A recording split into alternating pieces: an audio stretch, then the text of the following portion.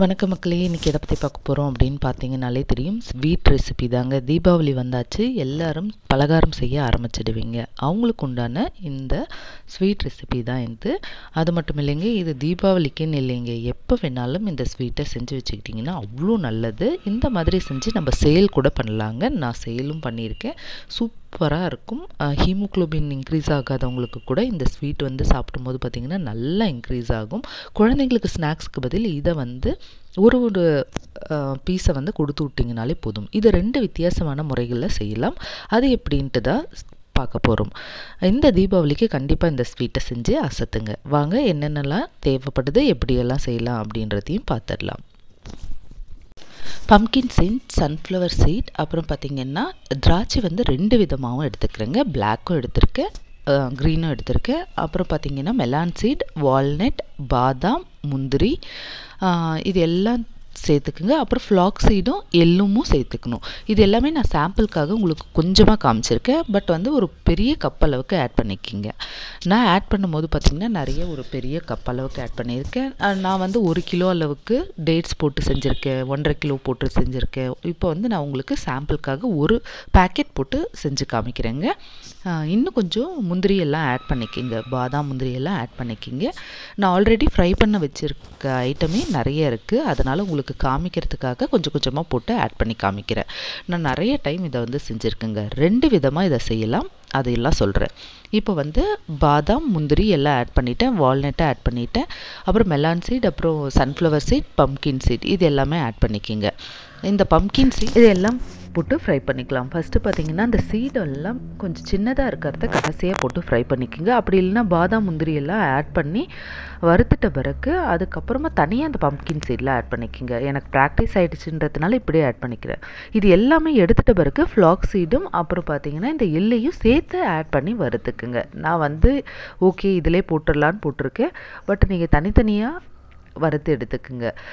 ஏன்னா இந்த எள்ளும் ஃப்ளாக் சீடும் பொரியறது நல்லா சத்தம் கேட்கும், உங்களுக்கு பொரிஞ்ச அளவு தெரிஞ்சிடும். இது எனக்கு ஆல்ரெடி பண்ணதுனால நான் இப்படியே பண்ணிடுறேங்க. ரெகுலராக பார்த்திங்கன்னா எல்லா சீடும் நம்ம எடுக்க மாட்டோம்.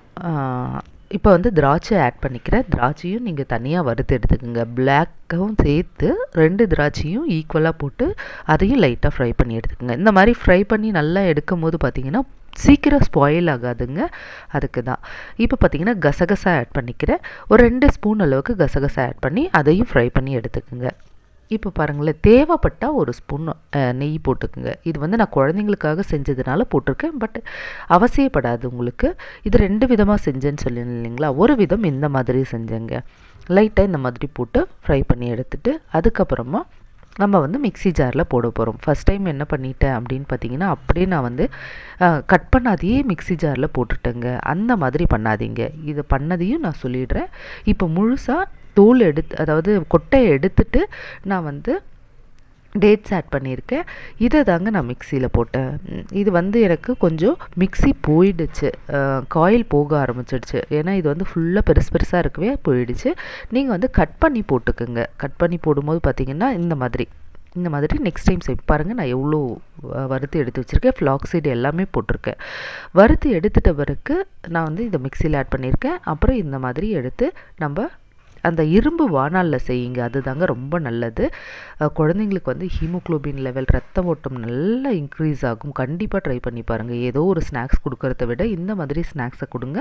அது மட்டும் இல்லாத இந்த மாதிரி நட்ஸை ரெகுலராக நம்ம டெய்லி எடுக்க மாட்டோம். எல்லா நட்ஸையெல்லாம் எடுக்க மாட்டோம். ஏதோ பாதாம் ஒரு நாள் எடுப்போம், அப்படி இல்லையா டேட்ஸ் ஒரு நாள் எடுப்போம். பட் இந்த மாதிரி செஞ்சு வச்சிட்டிங்கன்னா எல்லா நட்ஸுமே உங்களுக்கு டெய்லி எடுக்கிற மாதிரி இருக்கும். ஹேர் ஃபால் நல்லா இருக்கும். அப்புறம் பார்த்திங்கன்னா உடம்புக்கு ரொம்ப நல்லது. இப்போ அவ்வளோதாங்க. கொஞ்சம் சூடு தணிஞ்ச பிறகு நம்ம உருண்டை மாதிரி பிடிச்சி எடுத்துடலாம். இந்த மாதிரி எடுத்துக்கலாம். ஒரு 9 பீஸ் அளவுக்கு செய்தால் ஒரு 1/4 kg வந்துடும். இது டெய்லியுமே டயட்டாக இருக்கவங்க, வெயிட் லாஸ் பண்ணணும்னு நினைக்கிறவங்க கூட ஒரு 2 உருண்டை அளவுக்கு எடுத்திங்கன்னா கூட போதுங்க. 1 எடுத்திங்கன்னா கூட உங்களுக்கு ஓகேனா விட்டுடலாம். பட் ஃபஸ்ட் டைம் எடுக்கும் போது உங்களுக்கு அது ஒரு சாட்டிஸ்ஃபேக்ஷன் இருக்காது இல்லைங்களா, சாப்பிட்ட மாதிரி ஃபில்லிங். அதுக்காக சொல்கிறேன். கண்டிப்பாக இந்த மாதிரி ட்ரை பண்ணி பாருங்கள். குழந்தைங்களுக்கும் பாருங்கள். இந்த 1 லட்டு கொடுத்து விடுங்களேன், ரொம்ப ஸ்ட்ரென்த்தானது. நீங்களும் ரெகுலராக எடுக்கும்போது உங்களுக்கு ஹேர் க்ரோத்தும் நல்லா இருக்கும். கண்டிப்பாக ட்ரை பண்ணி பாருங்கள். ஹீமோக்ளோபின் லெவல் கூட இன்க்ரீஸ் ஆகுங்க. ஸோ இதெல்லாம் ரெடி பண்ணி நான் இந்த மாதிரி தாங்க கொடுத்தேன். நிறைய பேர் என்கிட்ட வாங்கியிருக்காங்க. சூப்பராகவும் இருந்தது. இந்த தீபாவளிக்கு நீங்களும் இந்த மாதிரி லட்டுகளை தயார் பண்ணி பாருங்கள். இன்னொரு மெத்தடும் நான் எப்படி பண்ணேன் அப்படின்றதையும் சொல்லிடுறேன். இன்னொரு விதம் வந்து இந்த மாதிரி ரவுண்ட் பீசஸாக கட் பண்ணிக்கலாம். ஹார்டின் ஷேப் அந்த மாதிரி நம்மளுக்கு தேவையான ஷேப்ஸில் கட் பண்ணிக்கலாம். அதுக்கும் நான் என்ன பண்ணேன் அப்படின்னு பார்த்தீங்கன்னா, இதே மாதிரி தாங்க செஞ்சேன். இதில் வந்து ஒரு ஸ்பூன் அளவுக்கு நெய் தவிர்த்துருங்க. இது வந்து நான் தீபாவளி ரெசிபி கொடுக்கணும் அப்படின்னதுனால தான் நான் ஒரு ஸ்பூன் நெய் ஆட் பண்ணியிருக்கேங்க. பட் இதுக்கு நெய் எதுவுமே தேவைப்படாதுங்க, ஆயிலோ எதுவுமே தேவைப்படாது. இந்த மாதிரி ஃப்ரை பண்ணி எடுத்துக்குங்க. இது கூடவே பார்த்தீங்கன்னா அத்திப்பழத்தை கூட நீங்கள் ஃப்ரை பண்ணிக்கலாங்க. இதுக்கு பார்த்திங்கன்னா பாதாம், முந்திரி, வால்நட் எல்லாமே பார்த்திங்கன்னா நல்லா பொடியாக கட் பண்ணிட்டேங்க. அப்புறம் பார்த்திங்கன்னா கேஷ்யூ, பம்கின் சீட் இது எல்லாமே கொஞ்சம் துண்டு துண்டாக நறுக்கி எடுத்து ஆட் பண்ணிட்டேன். இப்போ பார்த்திங்கன்னா இதுக்கு பிஸ்தாவும் ஆட் பண்ணியிருக்கேன்.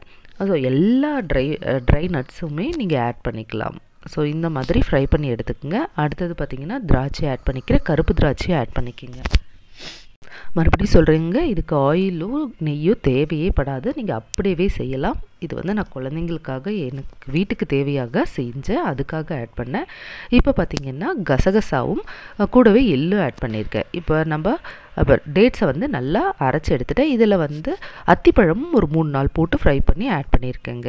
ஸோ இதுவும் ரொம்ப நல்லது உடம்புக்கு. இதையும் இந்த மாதிரி பண்ணிக்கலாம். இப்போ ஓட்ஸில் கூட இந்த மாதிரி செய்யலாங்க. இதை வந்து நீங்கள் சாக்லேட் டைப்பில் கூட செஞ்சு அதை கூட நீங்கள் வந்து குழந்தைங்க பர்த்டேக்கெலாம் கொடுக்கலாம். இப்போ நம்ம ட்ரை பண்ண நட்ஸ் எல்லாமும் ஆட் பண்ணிக்கலாம். ஃப்ரை பண்ணோம் இல்லைங்களா, அந்த நட்ஸ் எல்லாம் ஆட் பண்ணி இந்த மாதிரி கடாயில் போட்டு நல்லா அதை வந்து கொஞ்சம் மெல்ட் ஆகும் இல்லைங்களா டேட்ஸு, அந்த அளவுக்கு பண்ணிட்டீங்கன்னா சூப்பராக ஆகிடும். பாருங்கள், எல்லாமே நல்லா மிங்கிள் ஆயாச்சு. இப்போ ஒரு பிளேட்டில் நான் எள்ளு எடுத்து வச்சுருக்கேன். வெள்ளை எள்ளு தான். இதை வந்து நம்ம ஸ்ப்ரெட் பண்ணி ரோல் பண்ண போகிறோங்க. இது இன்னொரு மெத்தடில்.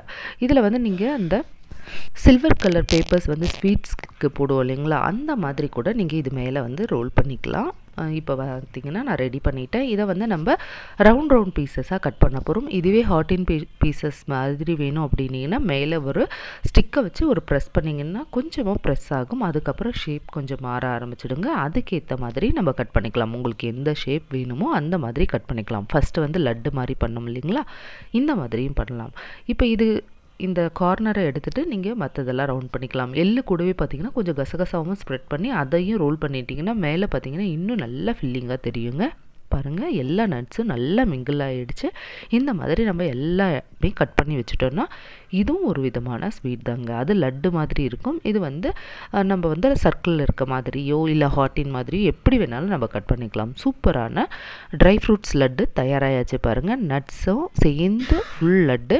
கண்டிப்பாக ட்ரை பண்ணி பாருங்கள். இந்த தீபாவளிக்கு எப்படி இருந்ததுன்னு எனக்கு கமெண்ட் செக்ஷனில் கமெண்ட் பண்ணுங்கள். தேங்க்யூ.